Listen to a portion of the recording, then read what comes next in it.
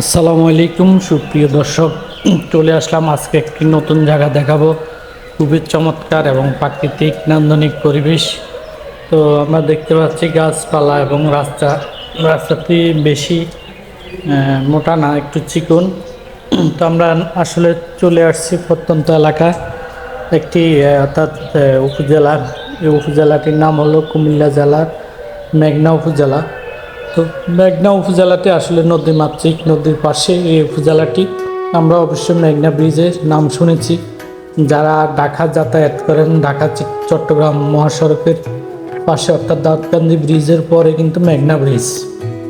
এই মেঘনা ব্রিজ সংলগ্ন এলাকাটি হলো মেঘনা উপজেলা। এই উপজেলাটি আসলে আমি উপজেলার অর্থাৎ মেঘনা উপজেলার দিকে যাচ্ছি।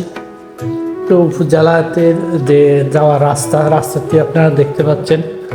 রাস্তাটি বেশি মোটা না, একটু সরু হলো। রাস্তার দুই পাশে গাছপালাগুলি সবুজ প্রাকৃতিক, খুবই সুন্দর লেগেছে, তাই আপনাদের মাঝে এবং শেয়ার করলাম। তো দেখতে পাচ্ছেন আসলে রাস্তার দুই পাশে অসংখ্য গাছপালা এবং সবুজ বনায়ন এবং অসংখ্য রাস্তার পাশে গাছগুলি সবুজ, খুবই চমৎকার লাগে। তো এই মেঘনা উপজেলাটি আসলে হলো নিম্ন অর্থাৎ একটু নিচু এলাকা, অর্থাৎ উপকূলীয় এলাকা।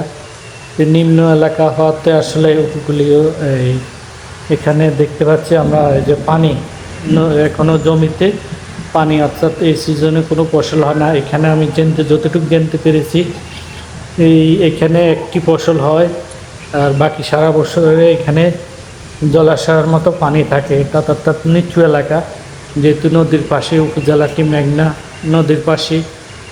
তো আমরা দেখতে পাচ্ছি আসলে এই ক্ষেতগুলো রাস্তার পাশে যাওয়ার পথে আপনাদেরকে মাঠগুলিও দেখাচ্ছি। এই যে মাঠগুলি জঙ্গলে সবুজ ভরপুর, অর্থাৎ এখনও পানি আছে। মাঠগুলোতে আসলে এই সিজনে কোনো ফসল হবে না।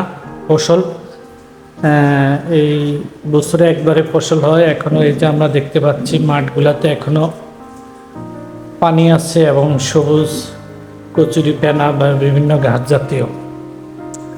তো আসলে মেঘনা উপজেলাটি আমি অফিসিয়াল কাজে যাচ্ছিলাম, তাই ভিডিওটি সুন্দর লাগলো আমার কাছে এবং দৃশ্যগুলি দেখে তাই আপনাদের মাধ্যমে ভিডিও করে শেয়ার করলাম। আর অবশ্যই এই উপজেলা সম্পর্কে অবকাঠামো, রাস্তাঘাট এবং এলাকা সম্পর্কে জানতে হলে সম্পূর্ণ ভিডিও দেখবেন এবং আরও কোন বিষয় জানতে চাচ্ছেন কমেন্ট করে জানাবেন।